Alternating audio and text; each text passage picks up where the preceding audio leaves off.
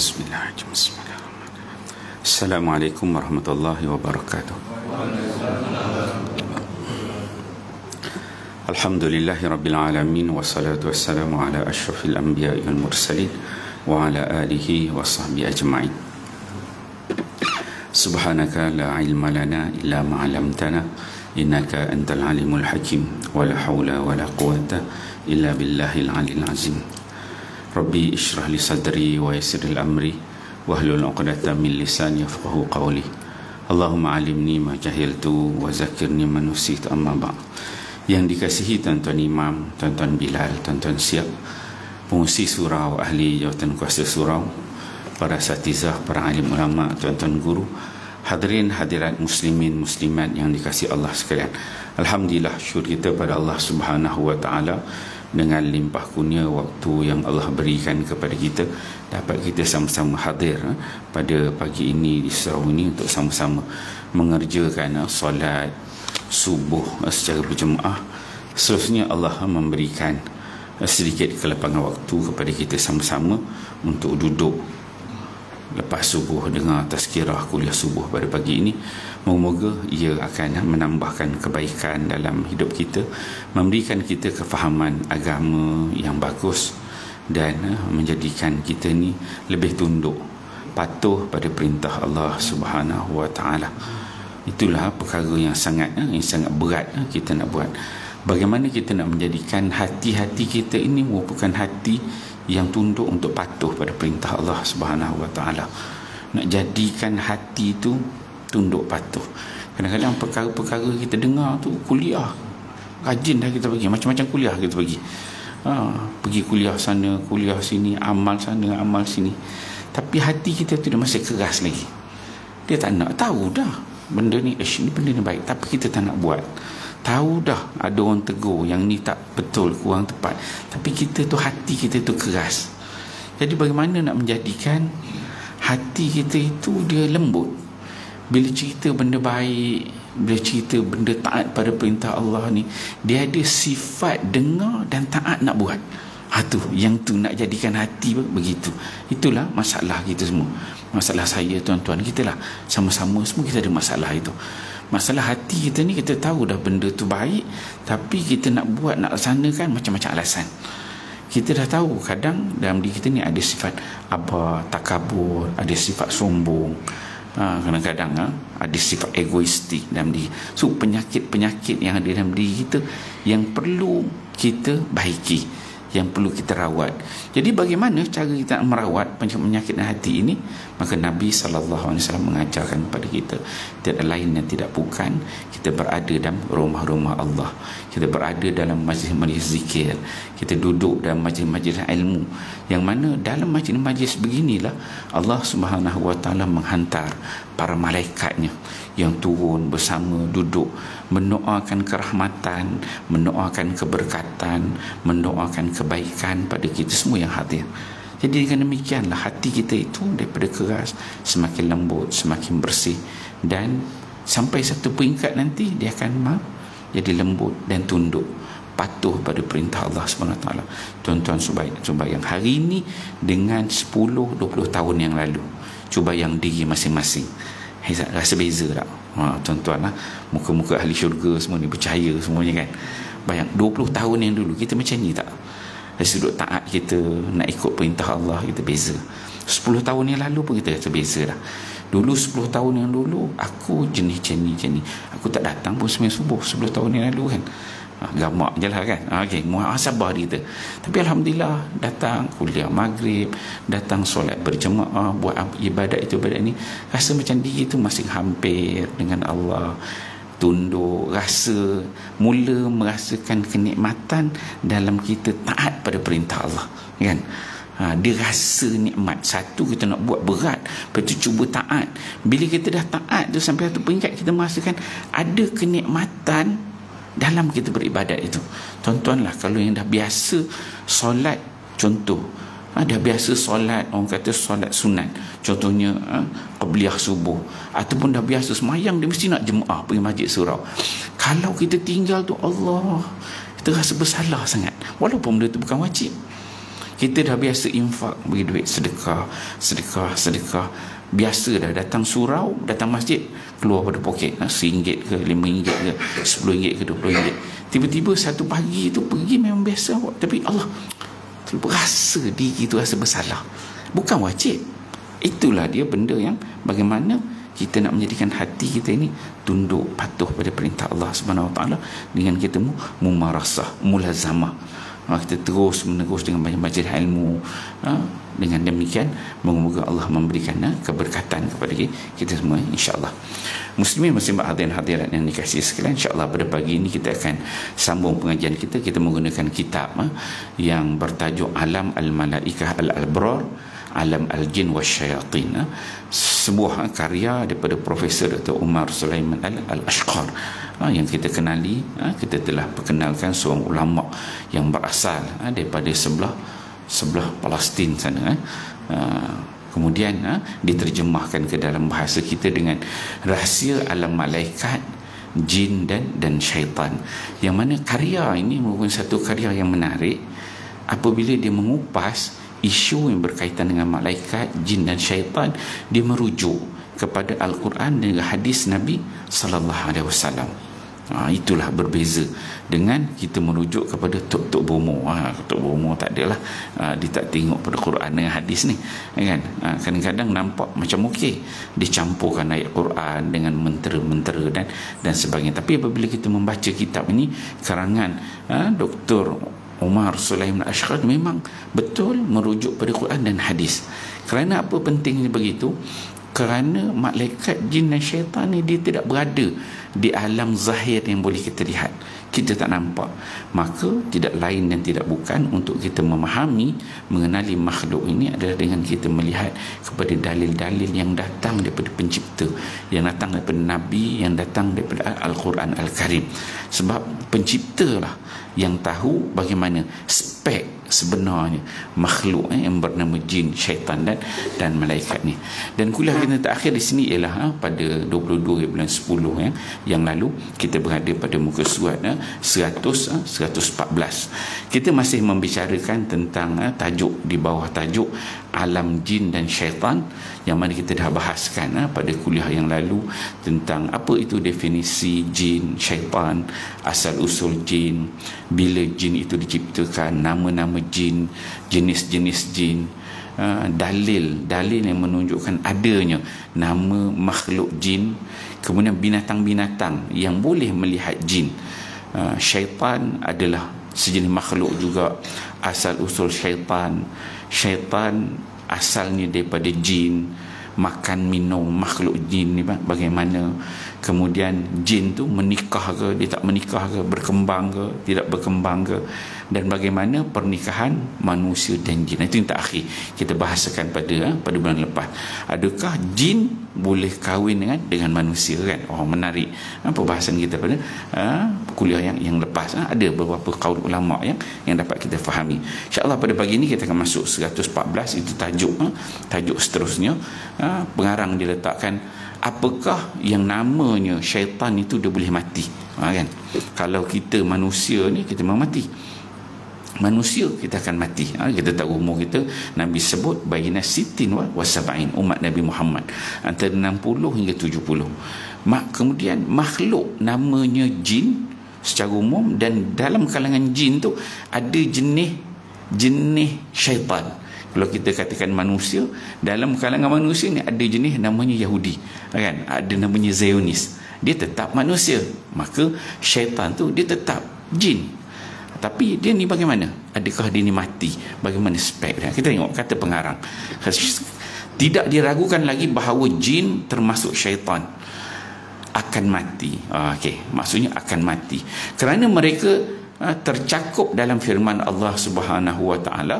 Allah berfirman dalam surah Ar-Rahman ayat 26 hingga 28, kullu man 'alaiha fan wa yabqa wajhu rabbika dzul jalali wal ikram fabi ayyi ala'i rabbikuma tukazziban. Allah menyebutkan firman Allah, semua yang ada di bumi itu akan binasa, dan tetap kekal zat Tuhanmu yang mempunyai kebesaran dan kemuliaan. Maka nikmat Tuhan kamu yang manakah yang kamu dustakan? Ni kita tengok. Jadi maksudnya secara umum kita katakan makhluk namanya syaitan, dia mati juga. Hatta sebab kita tak pergi tajuk malaikat. Malaikat kita bypass tu, kita tu pada jin. Malaikat pun dia akan mati. Malaikat ni pun dia akan mati. Dia ada had umur malaikat itu. Dan malaikat yang terakhir sekali mati ialah malaikat tukang cabut nyawa. Kan? Disebutkan dari riwayat malaikat cabut nyawa ni, Israel ni ketika mana akhir sekali dia kena cabut nyawa dia sendiri. Dan masa dia nak cabut nyawa tu dia kata, kalaulah aku tahu begini punya azab, aku tak cabut nyawa orang. Dia kata kan, dia tahu itu last sekali. Last sekali malaikat yang mati. Okey, disebutkan kata pengarang dalam Sahih Al-Bukhari, diriwayatkan daripada Ibn Abbas bahawa Nabi SAW bersabda. Apa kata Nabi? Aku berlindung kepada keagunganmu yang tidak ada Tuhan selain engkau. Engkau tidak pernah mati, sedangkan jin dan manusia akan mati. Ini hadis ini dalam Bukhari. Hadis riwayat Bukhari. Maksudnya dalam hadis ini pengarang Syekh Umar Sulaiman Al-Ashqar dia bawakan kepada kita, membuktikan bahawa kata-kata Nabi SAW itu bahawa jin dan manusia akan mati. Ada dalam hadis Bukhari dan Muslim. Tak adalah kita jangkakan bahawa makhluk namanya syaitan ni, jin ni dia hidup tak, dia akan mati. Okey. Adapun kira-kira usia jin. Jadi kalau dia ni mati, bagaimana sebenarnya umur dia panjang mana, kan? Adapun kira-kira usia jin, maka kita tidak mengetahuinya selain yang diberitahu oleh Allah tentang iblis yang terlaknat, iaitu bahawa iblis akan tetap hidup sampai hari kiamat. Okey. Secara jelas kata pengarang, umur jin ni bagaimana? Panjang mana? Ada ke 100 tahun ke, 500 tahun ke, 1000 tahun ke, 2000 tahun ke? Berapa sebenarnya panjang umur jin ni? Kalau nak melihat kepada dalil daripada Quran dan hadis, ni yang pengarang bawa, dia kata adapun kira-kira usia jin, maka kita tidak mengetahuinya. Ni kalau nak tengok Quran dengan hadis yang sahih, nak cari umur jin, Nabi cerita secara jelas ni tak ada. Kita tak tahu. Selain yang diberitahu oleh Allah tentang iblis yang terlaknat, itu Azazil. Yang pertama tu kan, yang terlaknat, iaitu bahawa iblis akan tetap hidup sampai hari kiamat. Bahawa iblis ni dia sampai ujung nanti, kalau Azazil tu last sekali, dia kan baru dia akan dicabut nyawa. Itulah kalau tuan-tuan tengok kisah, mungkin kita buat satu slot nanti bagaimana malaikat Israel nak cabut nyawa tu Azazil. Cerita dia lari sana, dia lari sini kan. Sebab dia yang akhir sekali, antara yang ujung, dia dicabut nyawanya. Okey, kita tengok kata pengarang dia kata, Allah Subhanahu Wa Taala berfirman, dia kata dalam surah Al-A'raf ayat 14 dan 15, Qala anzirni ila yaumi yub'atsun. Ni yang diminta oleh Azazil. Qala anzirni ila yaumi yub'atsun. Qala innaka minal munzarin. Ini permintaan daripada iblis. Iblis menjawab, beri tangguhlah kepada saya sampai waktu mereka dibangkitkan. Allah berfirman, sesungguhnya kamu termasuk mereka yang diberi tangguh. Al-A'raf ayat 14 dan 15. Ini kisah bagaimana Azazil ni dia nak menyesatkan Nabi Muhammad sallallahu alaihi wasallam, dan dia minta kepada Allah, ya Allah, ya Tuhanku, anzirni ila yaumi yub'atsun. Bagi aku ni umur panjang sampai hari di kebangkitan, maksudnya sebelum kiamat itu. Dan diminta dengan Allah, dan Allah berikan umur yang panjang kat dia. Itu kalau kita tengok ada riwayat yang menyebutkan apabila Nabi SAW diberikan gambaran bagaimana Azazil tu, dia punya kelopak mata dia turun dengan bongkok dia kan, dengan keuzuran dia tu, sebab dia ni bermula pada zaman Nabi Adam alaihi salam. Okey, dia kata adapun selain iblis, maka kita tidak mengetahui kira-kira umur mereka, selain bahawa mereka memiliki umur yang pasti lebih panjang dibandingkan manusia. Secara umum, adakah bila makhluk namanya jin syaitan ni dengan manusia yang mana lebih panjang? Kata pengarang, secara umum memang makhluk jin ni umur dia lagi panjang daripada manusia, tapi kita tak tahu secara pasti. Salah satu dalil yang menunjukkan bahawa mereka akan mati adalah bahawa Khalid Al-Walid membunuh syaitan Al-Uzza, pohon yang disembah oleh orang Arab.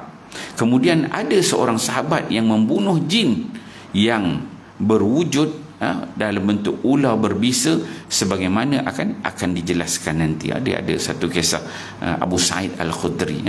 Abu Sa'id Al-Khudri ni dia seorang yang alim, ada ilmu tentang makhluk-makhluk halus ni juga. Abu Sa'id Al-Khudri ni dia ni menjadi rujukan para tabi'in, para sahabat. Jadi satu hari tu dia solat, dan dia solat ada orang datang nak tanya dengan dia tentang sesuatu hukum. Jadi bila orang datang kat rumah dia tu, masuk rumah nampak atas katil dia ada ular. Kemudian orang ni pun dia nampak, dia kata Sa'ad ni, Abu Sa'id Al-Khudri yang datang tu nama dia Sa'ad. Jadi dia tengok atas katil ular, dia pergi, dia nak bunuh Abu Sa'id Al-Khudri. Dia bagikan sign, dia jangan. Habis dia salat, kemudian dia cakap pada Sa'ad, kamu nampak depan rumah aku tu ada satu rumah? Dia kata nampak. Dia kata rumah itu dulu, dia ceritakan sejarah dia.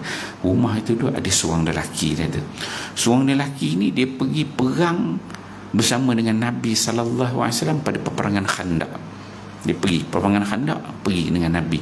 Dia pergi perang, baru nak mula perang, belum mula lagi, dia teringat dia ada hajat dengan isteri dia. Isteri dia kat rumah tu di depan rumah dia ada hajat dengan isteri dia. Kemudian dia datang jumpa Nabi, ya Rasulullah, perang tak nak mula lagi. Dia kata, aku nak minta kebenaran pada engkau ya Rasul, balik kejap, aku ada hajat perlu aku selesaikan dengan isteri. Dia teringat. Maka Nabi SAW kata, Nabi izinkan, tapi Nabi pesan, kamu jangan lupa bawa senjata, mungkin sesuatu akan berlaku nanti. Maka pemuda ni pun balik. Bila dia balik itu dekat rumah tepi Abu Sa'id Al-Khudri tu, dia sampai di situ, terus dia tengok isteri dia sedang berada dekat depan pintu rumah. Ini satu benda yang sangat aib. Dia tengok isteri dia berada depan pintu rumah. Dia sepatutnya bila suami ni keluar pergi perang kerja, isteri duduk dalam rumah.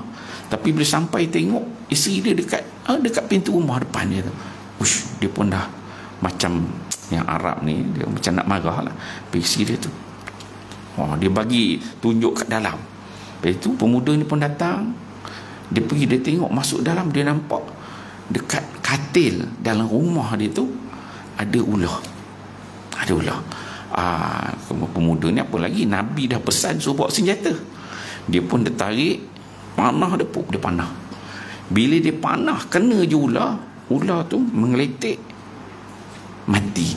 Cuma para rawi menyebutkan mereka tak pasti yang ular tu mati, pemuda ni juga mati. Sama ada pemuda ni mati dulu ataupun ular tu mati dulu. Rawi dia syak, dia kata tak pasti dalam riwayat tu, lelaki ni mati dulu ataupun ular tu mati dulu. Kemudian cerita kes ni bawa kepada Nabi SAW. Nabi pun dia kata dekat Madinah ni, dia kata itu kat Madinah lah, Madinah ni dia kata banyak jin-jin Islam, dan yang dia panahnya itu adalah jin Islam. Sebab itu antara adab-adab yang Nabi dia ajar kepada kita, kalau ada ular, sebelum ni kita dah bincangkan tentang ular kan. Kalau ular ni, kalau ada masuk rumah, kita kena bercakap dengan ular tu dulu kan, kena beritahu, wahai ular, kalau kamu ini jin, maka kamu keluar daripada rumah aku. Sekali, ulang kali kedua, wahai jin, kalau kamu ini wahai ular, kalau kamu ini jin, maka kamu keluar daripada rumah aku. Kali kedua. Kemudian ulang kali ketiga, wahai ular, kalau kamu ini jin, maka kamu keluar pada rumah aku sekarang. Tunggu kejap, tengok dia diam je tak bergerak, tu confirm ular, tuan-tuan boleh bunuh ya. Tapi kalau cakap sekali dua kali dia mula gegar-gegar, biar tengok dia jalan, dia keluar. Sebab jin, ular yang ada kat Malaysia ni faham bahasa Melayu, insyaAllah boleh cakap Melayu kan. Yang ni tadi Abu Sa'id Al-Khudri ni ular jenis cakap bahasa Arab kan, negara Arab. Ini ular kita, kawasan kita ni dia mengerti cakap bahasa Melayu, jangan risau, tuan-tuan cakap aja kan, walaupun dia tak berbunyi, dia tak balas, tapi kalau dia balas, tuan-tuan yang tunggu keluar kan, yang tunggu dalam rumah itu keluar.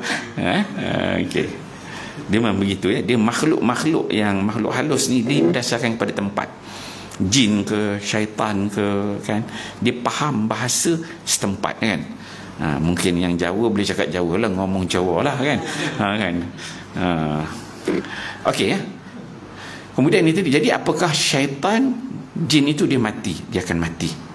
Cuma ada yang Azazil yang dia minta kebenaran pada Allah, Allah Ta'ala panjangkan umur dia sampai yauma yub'atsun, pada hari kebangkitan. Maksudnya sebelum kiamat tu dia yang terakhir, antara yang terakhir yang akan dicabut nyawa. Dan dalam, kalau kita tengok dalam hadis sahih dan ayat Quran, tak ada cerita tentang umur, tapi ada riwayat-riwayat, riwayat yang lemah, kisah-kisah daripada orang yang pernah berjumpa dengan makhluk-makhluk jin ni. Kata umur jin ni berapa? Ada kata 1000, ada kata 600, 700 tahun ada, tapi itu dia tak ada dalil yang sahih kan. Kemudian kata pengarang tadi, dari sudut kerangka asas kita dapat difahami bahawa makhluk jin ni umur dia dengan lebih panjang daripada manusia. Ada beberapa riwayat yang menceritakan selepas zaman Nabi, selepas zaman sebelumnya, menceritakan makhluk-makhluk ini. Contohnya Nabi SAW ketika mana dia turun daripada Taif, orang Mekah tak nak terima dakwah, Nabi turun pada Taif, kita golongan jin yang menerima dakwah Nabi dakwah pada jin. Jadi golongan jin, tuan-tuan buka surah Al-Jin dalam Quran, golongan jin ni dia kata, ini adalah apa yang dibawa, yang kami dengar wahyu yang Muhammad bawa ni adalah apa yang dibawa oleh Musa dan Isa. Dia cerita, maksudnya jin yang ada pada zaman Nabi itu, dia sempat zaman Nabi Musa dan Isa, sempat kitab Taurat, kitab Injil. Itu kita nampak, daripada situ kita nampak itu jin, maksud jin yang biasa-biasa, itu pun umur dia dah berapa ratus tahun ya. Itu yang pengarang dia katakan secara umum memang makhluk ni lebih panjang daripada umur manusia. Cuma jin ni juga dia ada kelemahan, dia juga akan mati. Sebagaimana kita mati tu, cara mati dia tu kadang-kadang kita jirus air panas dalam lubang, nanti kita akan bicara kan, ada lubang kalau kita jirus air panas kan, dia kena tu dia mati kan. Nanti kita akan tengok tajuk itu okey ya. Okey, kemudian pengarang dia letakkan tajuk rumah jin. Rumah jin, tempat tinggal dan bila mereka ni boleh ditemukan, boleh dijumpai. Kata pengarang, para jin itu tinggal di bumi, di mana kita hidup di atasnya. Kita ni duduk kat bumi ni berkongsi, bukan kita aja. So kita duduk sekali dengan jin. Malaikat tu adalah kita duduk dengan jin sebagai makhluk yang ditaklifkan. Makhluk yang ditaklifkan dua, manusia dan jin. Itu yang Allah sebut, wa ma khalaqtul jinna wal insa illa liya'budun. Untuk beribadah ni dua taklif, manusia dan juga jin. Kita ni akan ada hisab, ada baik, ada jahat, masuk neraka, masuk syurga Allah. Dua makhluk. Jadi kita duduk dekat bumi ni, kita sekali duduk dengan jin. Cuma khalifah yang dipilih sebagai nabi, rasul itu manusia. Jin tak ada. Dia tak ada kelebihan itu. Itu yang disebutkan, wa isqala rabbuka lil malaikati inni ja'ilun fil ardi khalifah. Allah kata kepada para malaikat, aku nak cipta khalifah. Maka manusia yang Allah pilih menjadi khalifah. So jin tak puas hatilah gitu kan. Okey.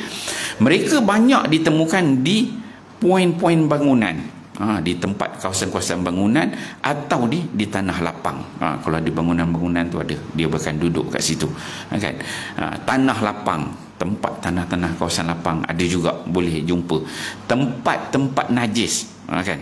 Tempat-tempat najis, tempat-tempat yang kotor, seperti bilik mandi. Dia kata kamar mandi, bilik mandi. Tengok berapa tempat ni. Satu dia kata dekat bangunan-bangunan, ada bangunan ada.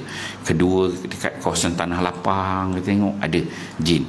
Kemudian yang ketiga dia kata sini tempat-tempat najis. tempat-tempat najis, tempat kotor-kotor kan, dia ada. Kemudian yang keempat dia kata kamar mandi, bilik mandi, itu juga tempat jin dia kata. Kemudian yang kelima dia kata kebun-kebun. Kemudian tempat-tempat sampah. Dia kalau kita tengok ni dia ada dua spek. Ada tempat yang okey biasa dan ada tempat yang kotor-kotor kan.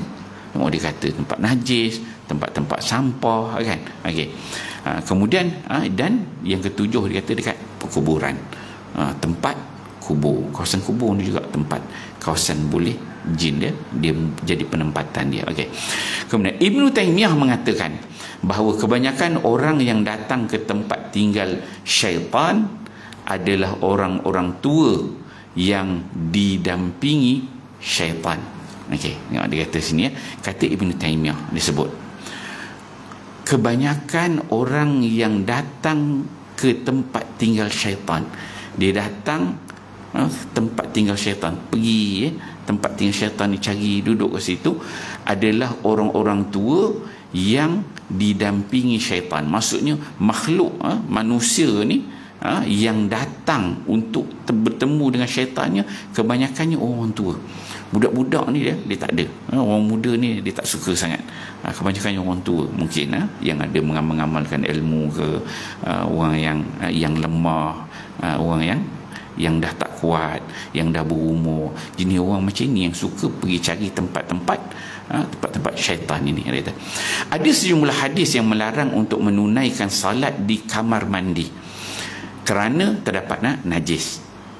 Selain itu, kamar mandi, bilik mandi merupakan tempat tinggal syaitan. Dilarang pula salat di perkuburan kerana boleh jadi membuka celah pintu kepada kekufuran. Di samping bahawa perkuburan merupakan tempat tinggal syaitan. Ada hadis riwayat daripada Nabi SAW yang Nabi larang untuk kita ni salat. Kita ni solat ke mana? Dekat masjid, dekat surau, dan kalau kat rumah kita tu kita buat mungkin satu bilik tempat solat, tempat yang khusus, ada sejadah, dan dilarang, ada larangan kita solat dalam bilik mandi. Kerana apa? Situ tempat yang kotor. Kita tak buat pun macam ni. Tapi maksudnya hadis Nabi ada disebut dilarang. Takut ada orang buat. Dan bilik mandi pula bentang sejadah semayang dan bilik mandi kan. Kemudian disebutkan bilik mandi ini tempat tinggal syaitan. Dilarang pula solat dekat kubur juga, merupakan tempat yang dilarang. Ada orang nak jadikan kubur tu sebagai tempat salat, ada. Berbeza kadang-kadang orang, kalau orang datang lewat untuk semayang jenazah dah tanam, itu dia solat jenazah. Itu lain hukum dia. Kerana boleh jadi membuka kepada pintu kekufuran, boleh menjadikan seorang itu kufur. Di samping disebutkan bahawa kubur merupakan tempat tinggal syaitan. Okey. Kemudian kata pengarang, jin juga banyak ditemukan di pasar-pasar. Selain itu dikatakan dekat pasar-pasar juga merupakan tempat jin. Rasulullah SAW telah berpesan kepada seorang sahabat dengan bersabda, jika mungkin janganlah kamu menjadi orang pertama yang masuk pasar dan jangan menjadi orang terakhir yang keluar darinya, kerana pasar adalah medan pertempuran syaitan dan di pasar syaitan memancangkan bendera mereka. Jadi kawasan pasar ni memang kawasan banyak jin dan juga banyak syaitan. Dan Nabi larang kita ni kalau pergi pasar, kita orang pertama masuk, sebab jin memang ada je dalam tu. Pasar ni tempat orang timbang, orang berkira-kira duit, orang nak menipu semua. So jin syaitan dia suka tempat-tempat sedemikian. Itu hadis disebut dalam hadis Muslim dan dalam sahihnya. Okey. Adalah larangan Nabi sallallahu alaihi wasallam.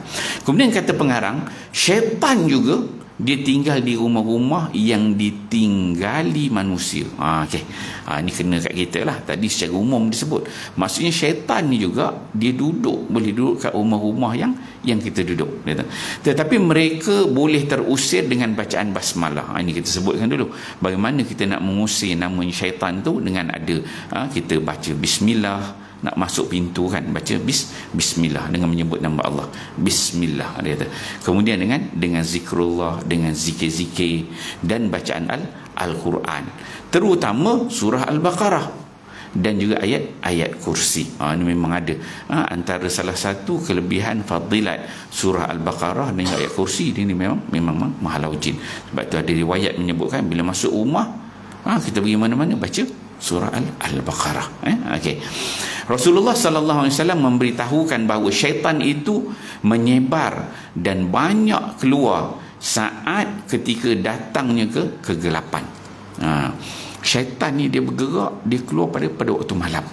Kita manusia keluar pada waktu pagi, kan? Kita pagi kita keluar cari kerja. Itu manusia nature dia kita. Allah Taala jadikan siang itu untuk mencari rezeki. Wa minal laili libasa. Dan malam itu Allah Taala jadikan bagi manusia sebagai tempat rehat. Duduk kat rumah, tidur, rehat, kan? Dan dia berbeza dengan nama makhluknya jin syaitan ini. Jin syaitan ni Allah Taala jadikan terbalik. Dia ni hidup segar, bugar waktu malam. Masuk je maghrib dia macam keluar rumah. Baru berjalan cari rezeki semua, kan, nak ngacau orang. Itu nama makhluk dia. Sebab tu kita dilarang pada waktu gelap malam tu, waktu dia keluar. Siang dia rehat, dia tidur kat rumah dia, kan. Terbalik kan manusia. Jadi tuan-tuan yang jenis keluar malam ni rajin, tak jauh beza dengan jin lah, kan. Yang jenis keluar malam ni, kan. Okey. Kerana itu beliau menyuruh kita untuk melarang keluar anak-anak pada saat hari menjadi gelap. Ini adalah riwayat dalam hadis yang sahih. Dan biasanya nama makhluk jin ni dia suka kawasan pertukaran antara petang, kan, antara terang nak masuk gelap, kan. Itu tempat-tempat macam tu dia cukup suka. Tempat-tempat pertukaran antara siang dan malam nak masuk gelap tu kawasan yang dia kuat pada ketika itu. Dan kebanyakan orang kalau dia kena sampuk waktu begitu, waktu nak maghrib, kan, dia tengah keluar, dia katakan syaitan tu keluar, memang waktu sedemikian, dia kata. Syaitan itu lari saat ada azan dan tidak kuat mendengar suara ini. Pada bulan Ramadan syaitan-syaitan itu dibelenggu. Ini semua kita tahulah. Satu dia sebutkan syaitan ni dia tak boleh dengar azan. Dia jin macam kita jin, kan. Macam manusia, kita ada manusia yang baik, ada manusia yang jahat, kan. Ada manusia beriman, ada manusia yang kafir. Jin yang baik, yang beriman tu dia dengar azan, okey. Tuan-tuan, bila azan sini, bila azan, yang mana jin yang beriman dia datang, cuma kita tak nampak lah, kan. Dia datang, dia semayang. Maksudnya makhluk yang namanya jin yang baik, yang beriman, dia akan datang, dia semayang. Tapi ada namanya makhluk yang jin yang jahat ni, dia tak boleh dengar azan. Allah jadikan dia tu, alam dia begitu, dia tak tahan, dia tak dengar. Bila dengar azan, dia ni geng jahat ni, tak tahan, dia lari. Dan hadis disebutkan dia ni lari sampai terkentut-kentut, kan. Lari jauh sampai tengah, sampai terkentut-kentut dia lari jauh. Kemudian habis dia tak dengar, kemudian baru dia datang balik. Itu yang namanya syaitan, jin yang jahat. Dia alam dia begitu. Kalau kita fikir dengar, apa masalah dia? Kalau kita fikir logik, dengar tak ada apa-apa, dengar je lah, kan. Itu alam manusia. Katakan Yahudi dia dengar azan, dia dengar, dia tak ada rasa apa-apa, kan. Dengar je. Yahudi, Zionis, kan. Kalau kita katakan yang kafir, orang Cina ke, orang Buddha ke, orang Hindu ke, dia dengar azan, dia tak ada impact apa-apa. Sebab dia manusia, berada pada alam manusia. Tapi dia berbeza dengan makhluk namanya syaitan ni. Dia tak boleh dengar. Bila dia dengar, dia akan terkesan, dia tak tahan. Super macam tuan-tuan, biasa kalau orang dah biasa pengalaman merawat makhluk halus ni, mereka ni biasanya dia akan gunakan garam, kan. Garam, dia akan guna garam. Ada yang gunakan limau, ada gunakan lada hitam. Kenapa benda-benda begini dia menjadi amalan orang dalam perubatan Islam? Sebab dia kalau di Darus Syifa dulu, masa saya belajar dulu, Allah yarham tuan guru Atuk Arondin, dia ceritakan, dia katakan asasnya kita dalam hukum ni, dia kata Al-Quran, As-Sunnah, Ijma', Qiyas, kan. Itu empat tu asas tu, memang dia tak lari. Tapi untuk yang kita belajar dalam perubatan Islam ni, dia kata dia ada satu lagi. Dia kata pengalaman orang terdahulu. Dia kata, tu dia jadikan sebagai asas pengalaman. Maksudnya pengalaman ini orang dulu dia buat dari sudut dia merawat, dia ni ada pengalaman mereka merawat, pengalaman mereka ni berkomunikasi dengan makhluk halus ni kan, sebelum ni kita bincangkan dia boleh kahwin kan, pengalaman dia berkomunikasi, bercakap. Jadi orang yang merawat ni dia tahu makhluk yang namanya jin, syaitan ni dia ada kelemahan, dan antara kelemahan dia tak boleh, macam garam tu dia satu benda yang tajam bagi alam dia, kita tak ada apa, tapi bagi alam dia tajam dia benda tu. Maksudnya bila kena garam tu, dicampak garam tu, dia jadi macam luka, jadi macam sakit kan, jadi macam koyak-koyak badan dia, tapi kita tak nampak, alam kita tak nampak, tapi berlaku pada alam dia. Itu guna. Jadi pengalaman, kita bukan percaya seperti akidah lain. Maksudnya akidah ni kita percaya pada Allah, percaya pada Rasul, itu akidah pegangan kita.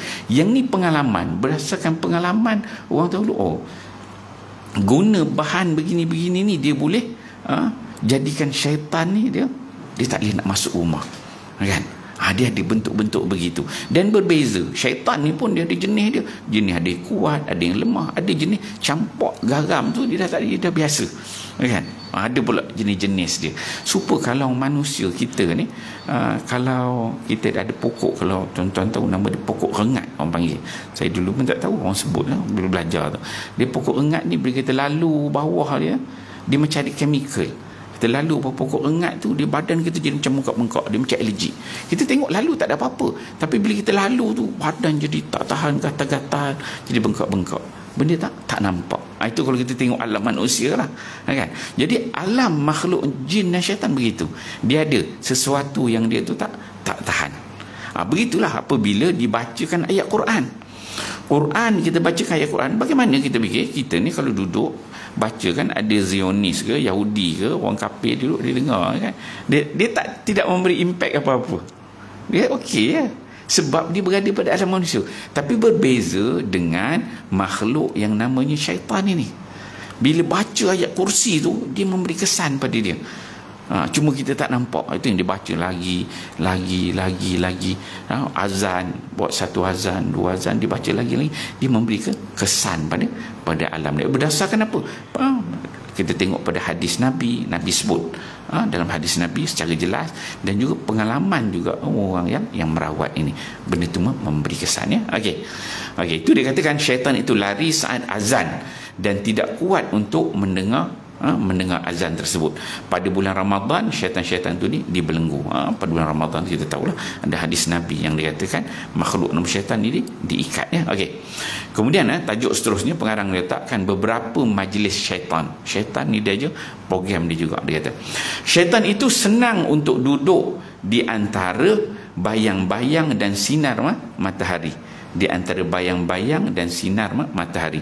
Kerana itu Rasulullah SAW melarang umatnya untuk duduk di antara bayang-bayang dan sinar matahari.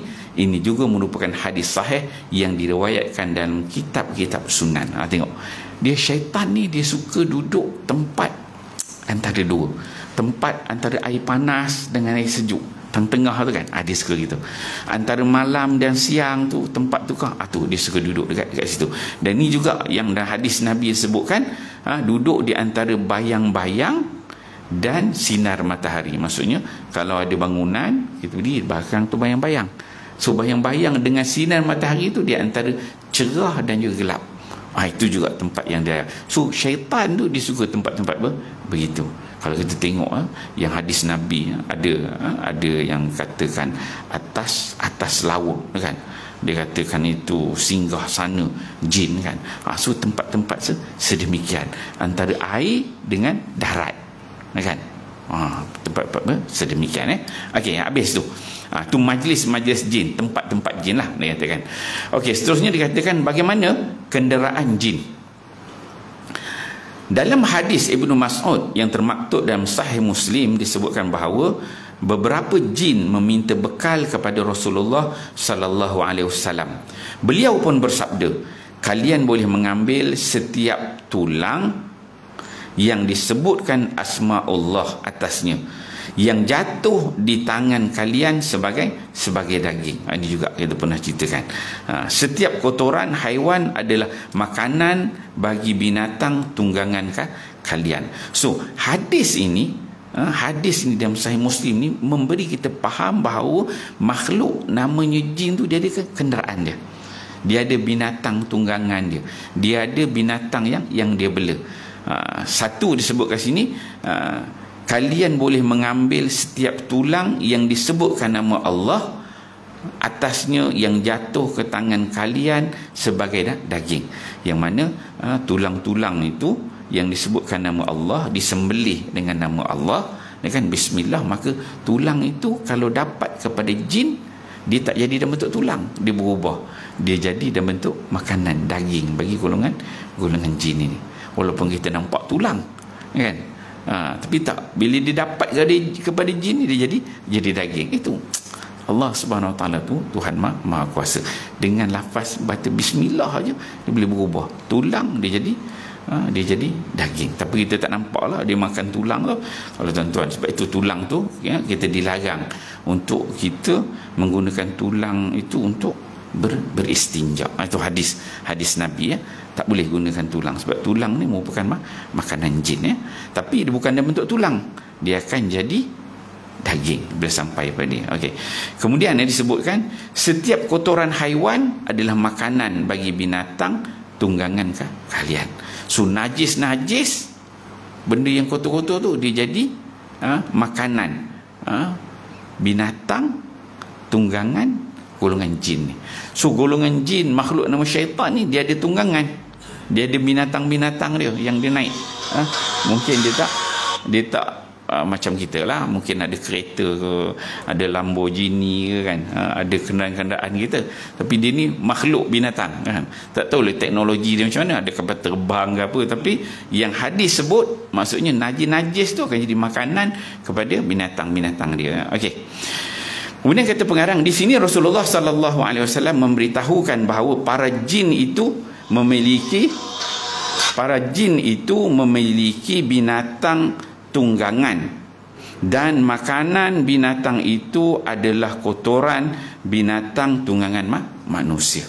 So dia sama, manusia makanan kita yang baca bismillah, dia jadi daging bagi golongan jin. Yang tak sebut bismillah, kan, yang dipotong bukan atas bismillah, maka ini jadi bagi syaitan, iblis, dia akan jadi makanan mereka yang tidak sebut bismillah.